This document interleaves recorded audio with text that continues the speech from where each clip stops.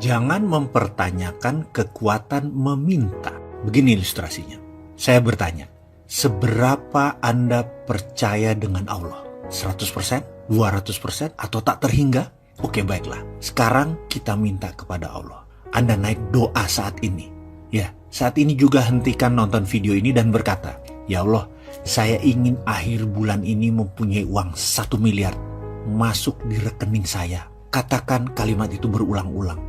Lalu diam sejenak sambil Anda merenung kalimat tadi. Pada saat hening, tahu-tahu di benak Anda berkata, dari mana uang 1 miliar? Kamu kan hanya pegawai negeri. Atau, bagaimana dapat 1 miliar? Kamu kan cuma ibu rumah tangga. Atau, bagaimana dapat 1 miliar? Kamu kan hanya anak sekolah.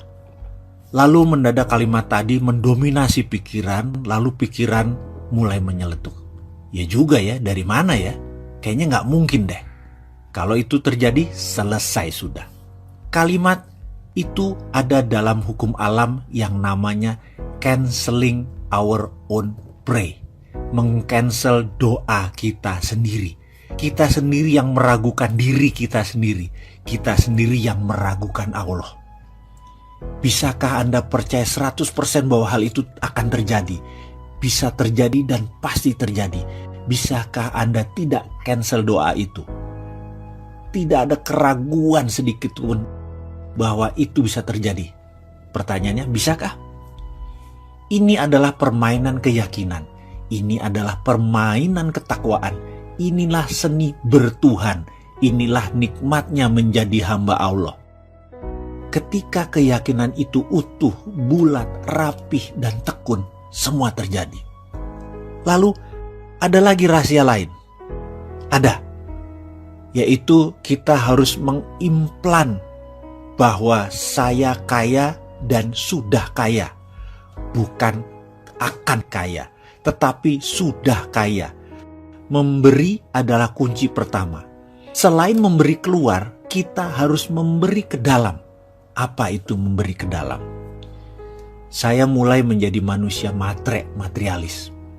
Setiap bertemu mobil mewah saya katakan ini mobil saya. Saya bayangkan ini ada di garasi saya. Rumah mewah saya akan bilang ini rumah saya. Lihat hotel mewah saya bilang ini hotel saya. Kemudian saya putuskan untuk berangkat berdua bersama istri untuk menikmati apa yang orang kaya lakukan. Dengan 100% uang di tangan saya buang semua. Karena saya tahu pasti baliknya utuh dan bertambah. Kami memutuskan menikmati tinggal di Como Sambala Resort di Ubud, Bali selama beberapa hari. Menikmati satu malam berharga puluhan juta tarifnya. Dan saya tidak peduli. Berangkat dengan first class, layanan hotel bintang 6 atau 5 star with diamond, makan pagi hari bersama penyanyi terkenal Barbara Streisand, esok malam dinner dengan Sting, penyanyi The Police yang sudah berminggu-minggu nginap di Como Sambala. Kumpul dengan orang terkenal dan orang kaya tersebut ternyata cukup menyenangkan. 5 malam keluar kira-kira 100 juta rupiah. Saya tidak pikirkan. Dan saya tidak pernah tanya mau apa yang akan terjadi pulangnya nanti. Saya tidak punya uang sepeser pun di kantong, saya nggak peduli. Saya percaya 100% semesta tidak menyukai kekosongan. Pasti kantong saya diisi lagi. PD saya pol. Saya percaya pada sistem Allah tersebut 100%. Pulangnya, setiap hari di depan kaca saya berkata pada diri saya sendiri berulang-ulang sambil menunjuk bayangan cermin saya tersebut. Kamu makhluk Allah terbaik. Ribuan kali saya ucapkan sambil tersenyum dan terus pumping semangat, menyemangati diri sendiri. Tak lupa setelah melakukan sholat fardu, di ujungnya saya selalu ngayal dengan meresapi nikmatnya tinggal di hotel bintang 5 resort, naik kapal first class, dan seluruh kemewahan duniawi. Dan saya tidak cancel apapun. Nikmati saja karena semua sudah terjadi dan saya yang punya itu semua. Receh di kantong dan setiap saat tangan di atas. Itu yang saya lakukan setiap hari. Dan apa yang terjadi?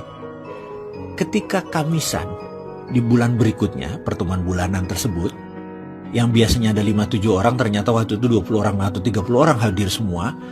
Semua yang hadir adalah kenalan saya yang sudah lebih dari 15 tahun.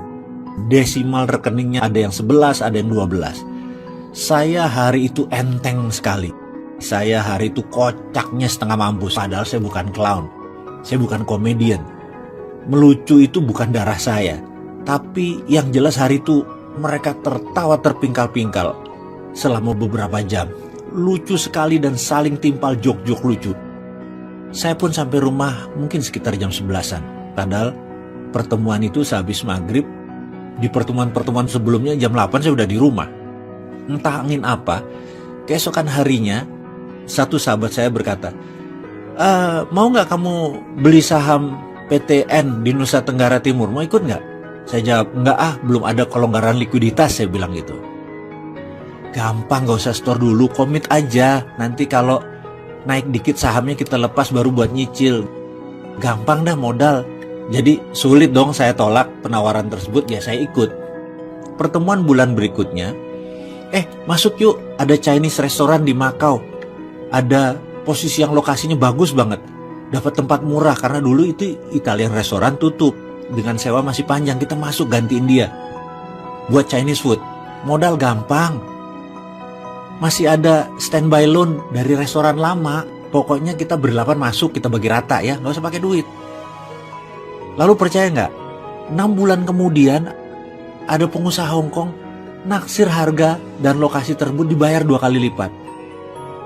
Jadi kita belum turun duit, baru punya 6 bulan sudah langsung berbagi. Kesimpulan nggak pakai duit apa-apa, sudah langsung bagi modal. Dan nilainya pun sangat luar biasa. Jadi apa moral story kisah tersebut? Kita lanjut.